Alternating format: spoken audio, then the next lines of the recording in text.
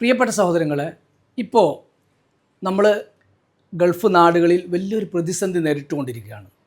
ഈ സാഹചര്യത്തിൽ ചില കമ്പനിയിലുള്ള ആളുകൾ നമ്മുടെ എംപ്ലോയീസിൻ്റെ സാലറി കട്ട് ചെയ്തുകൊണ്ടിരിക്കുക. സാലറി ഇപ്പോഴത്തെ പ്രത്യേക ഇങ്ങനെ ഒരു ക്രൈസിസ് കൊണ്ട് സാലറി നിങ്ങൾക്ക് ഹാഫ് സാലറി എന്നൊക്കെ പറഞ്ഞ് ചില കമ്പനിയിൽ നിന്ന് ചില റൂൾസുകളൊക്കെ പുറത്തു വരുന്നു എന്നറിയാൻ സാധിച്ചു.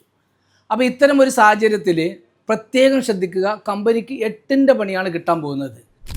UAE 2021 ലോ 33 ആക്ട് പ്രകാരം നിങ്ങൾക്കൊരിക്കലും തന്നെ പ്രത്യേക റീജിയണൽ ക്രൈസിസിൻ്റെ പേരിൽ നിങ്ങളുടെ എംപ്ലോയീസിൻ്റെ സാലറി നിങ്ങൾക്ക് കട്ട് ചെയ്യാനുള്ള അർഹതയില്ല.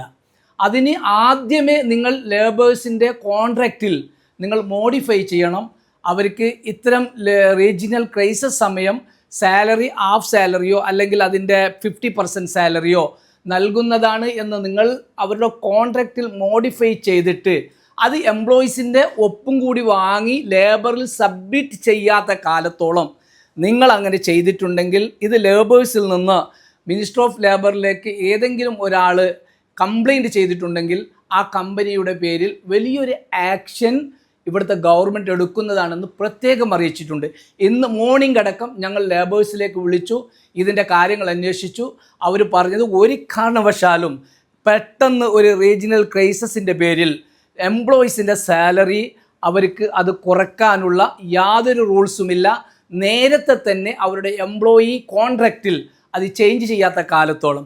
അതുകൊണ്ട് പ്രത്യേകം ശ്രദ്ധിക്കുക. ഇത്തരം ഒരു ക്രൈസിസിൽ ഒരിക്കലും എംപ്ലോയ്മെൻറ്റിൻ്റെ സാലറി നിങ്ങൾക്ക് അത് കുറയ്ക്കാൻ ഒരാൾക്കും അർഹതയില്ല എന്ന് മനസ്സിലാക്കുക.